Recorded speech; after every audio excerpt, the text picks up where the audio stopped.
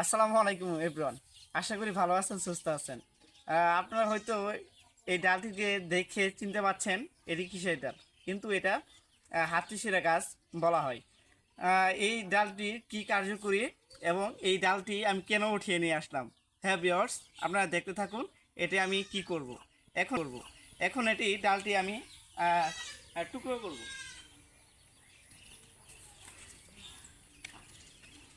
এই তো একটি টুকরো করে ফেলেছি, আরেকটি টুকরো করব। হ্যালো বিয়ার্স, আমি দুইটি টুকরো করেছি একটু ছড়িয়ে আঘাতে।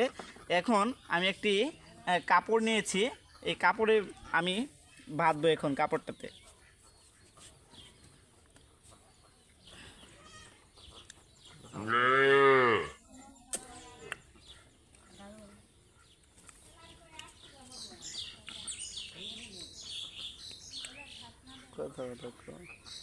এই যে কাপড় থেকে এই যে দুইটি ডাল কেটেছিলাম, দুইটি অংশ, এই অংশ দুইটি কিন্তু আমি কাপড় দিয়ে বেঁধে ফেলেছি। এখন এটি আমি আমার একটি খাসি ছাগলের পা ভেঙে গিয়েছিল, সেই খাসি ছাগলের পায়ে বেঁধে দিব। শক্ত করে বেঁধে নিলাম, কারণ এটি পড়ে যেতে পারে, এর জন্য আমি শক্ত করে টাইট করে বেঁধে নিয়েছি। খাসিটি আনতে গিয়েছে, ঘরে চলে গেছে। খাসিটি নিয়ে আসার আমি বেঁধে দিচ্ছি।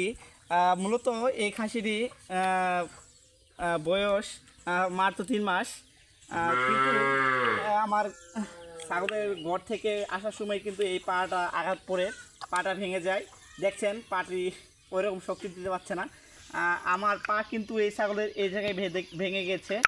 আমি আমি এই জায়গায় বেঁধে দেবো গাছটা, কারণ যেন সমস্যা না হয়। এই তো আমি বেঁধে নিচ্ছি। বেশি শক্ত করে বাঁধবেন না, যেন রক্ত চলাচল করতে পারে, এমনও নরম করে বাঁধবেন না যেন পড়ে যায়। কিন্তু এটা বেঁধে দেওয়ার পরে কিন্তু ওই কামড়াবে, ফেলে দেওয়ার জন্য। এই তো আমি শক্ত করে দুইটি গিরো দিয়ে নিয়েছি, আপনারা শক্ত করে গিরো দিয়ে নেবেন। এই তো গিরো দিয়ে নিয়েছি, এখন ছড়িটা দিয়ে কেটে ফেলবো। ছড়িটা পায়ে পায়ে আঘাত করবে, একটা একটা করে আঘাত।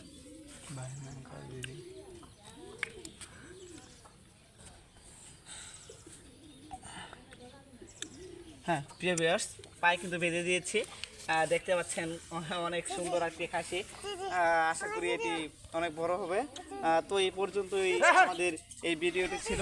আশা করি পুরো বিষয়টি বুঝতে পেরেছেন। আসসালামু আলাইকুম, ভালো থাকবেন।